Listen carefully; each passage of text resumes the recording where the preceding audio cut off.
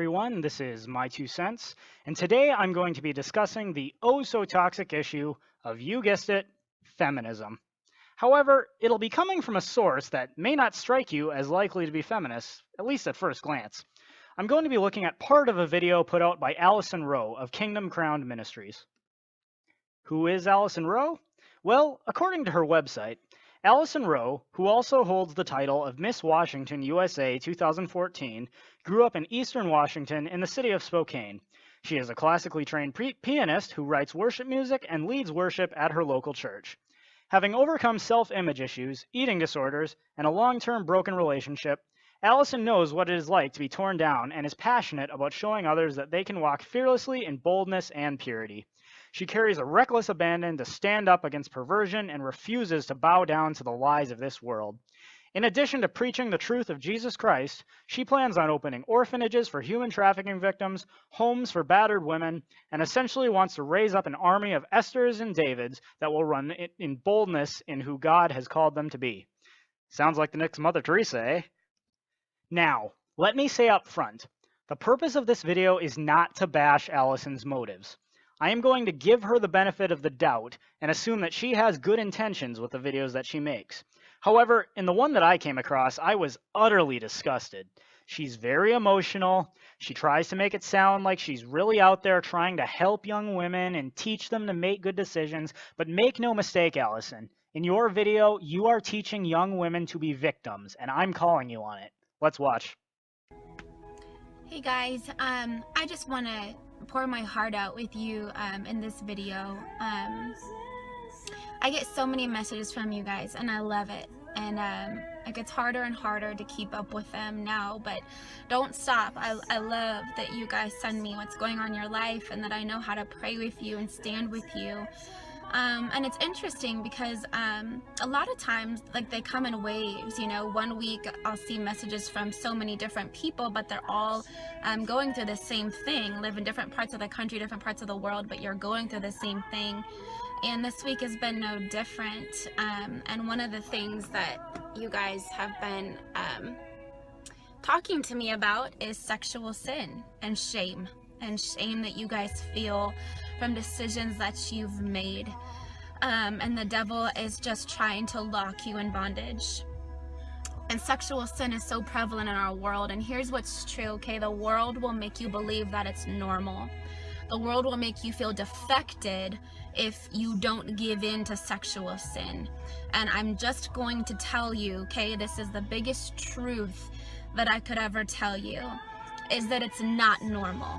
Okay, and you're not an evil, awful person for having fallen into it. The word of God says in Romans that all have fallen short of the glory of God, okay? But the devil makes us believe that sin is normal, and he does everything he can to get us to believe that what we're doing is right. And the world will laugh at you, the world will mock you, the world will hate you, the world will persecute you and make you believe that there is something wrong with you if you do not conform to its mindsets or its thought process or its patterns, because it's all a plan from the enemy to destroy you. The Bible is very clear, and it tells us that the enemy comes to do one thing, and that is kill, steal, and destroy the call of God and the destiny of God on your life. And he wants to destroy anything that's pure. And I resonate with this very much. Just as an aside, in this video I am not commenting about Allyson's religious views regarding sex. However, whether or not you agree with Allyson from a religious standpoint, I actually think that avoiding premarital sex is smart. Why? Because studies have consistently shown that premarital sex does not bode well for women who want to get married and have a family someday. The Institute for Family Studies has consistently shown that since the 1980s, the more sexual partners a woman has prior to marriage, the more likely the marriage is to end in divorce, with little variation. Don't get me wrong. As a libertarian, I believe that men and women should have the freedom to have as much consensual sex as they'd like. However, what a lot of people, and women in particular, don't seem to understand is that the price of that freedom is that once you've made a decision, that decision has consequences that you can't undo no matter how much you kick and scream. I have seen a lot of women who seem to want to have it both ways. From the time they're 18 to 28 or so, they think they can have as much carefree sex with as many hot guys as they can get their hands on. Norville Glenn and Elizabeth Marquette have published the results of an investigation that showed that many women today engage in heavy drinking prior to sex and then simply use the "I was drunk" as an excuse for why they hooked up with so-and-so and to avoid the charge of being a slut. Nonetheless, these women seem to think that this behavior will have no effect on their capacity to have a family someday. They think they can just continue in this type of behavior until they're 30 or so, and then find a man to settle down with, get married, and have a family. As a man, however, this does not strike me as smart. Since the evidence is so solid that virgin brides are the best or safest bet for avoiding divorce, I am not interested in marrying a woman who is not a virgin. No-fault divorce laws allow either partner to walk away from the marriage at any time, and studies overwhelmingly show that women initiate the majority of divorces anyways. Further, since the women will most likely get the brunt of a man's assets, leaving his emotional and financial clock cleaned, why would it be smart to marry a woman who is already statistically more likely to divorce? Now, I know, you can complain all you want about double standards. If a guy sleeps with a lot of women, he's a stud. But if a woman sleeps with a bunch of guys, she's a slut. That's such an unfair double standard. Well, maybe it's unfair, but that does not make it untrue. Here's the reality, ladies. The reason this double standard exists is because women consistently place value upon men who have lots of sexual partners. A report from the Federalist shows that 80% of girls hook up with 20% of guys, and that the more women a man beds, the more likely it is that other girls will want to hook up with him as well. However, since he's already getting what he wants, why would he ever settle down for a monogamous relationship? On the other hand, youth, beauty, fertility, and virginity are the things that marriage-minded men actually place value upon. Even the so-called player, if he ever does decide to get married, intuitively knows that the woman who is willing to give it up so easily is not the kind that makes a good wife. Further, the 35-year-old former player will have a much easier time finding a wife amongst the 18 to 25-year-old women than the 35-year-old former slut will have finding a husband amongst the 18 to 25-year-old men.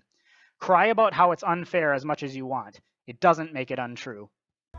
And I got a message. I'm gonna try not to get emotional on you. I'm really not very emotional, but I got a message from a young girl, she's 16, and she said, "Allie, I need you to pray for me because I'm struggling with so much shame right now. I'm 16 years old and I wanted to keep my virginity and I wanted to be pure. And the man, the guy, the boy that I was with manipulated me into giving it away." And we get to the crux of the issue. She says, "My boyfriend manipulated me into giving myself away." Tell me, Allyson, do you think that means that he held her down as she kicked and screamed trying to get away? Because if that's the case, it's rape and she should call the police. No, what manipulated means is that she consented to it. It probably went down something like this. "Julie, I really want to have sex." "Yes, Johnny, but I promised Mother I'd save myself till marriage." "I don't know, Julie. I just don't think you really love me." Oh no, Johnny, I really love you." "Well, here's the thing, Julie. Either you have sex with me this instant, or I know you don't really love me, and I'm breaking up with you."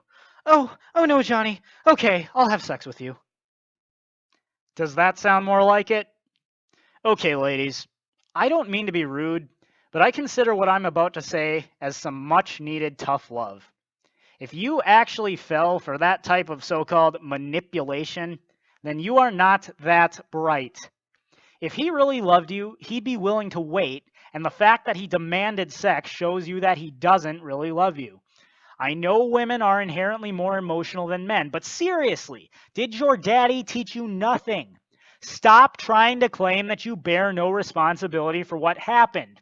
You were not manipulated. You made a choice, and now you have to live with the consequences. And one of those consequences is that men like me are not interested in dating you or marrying you.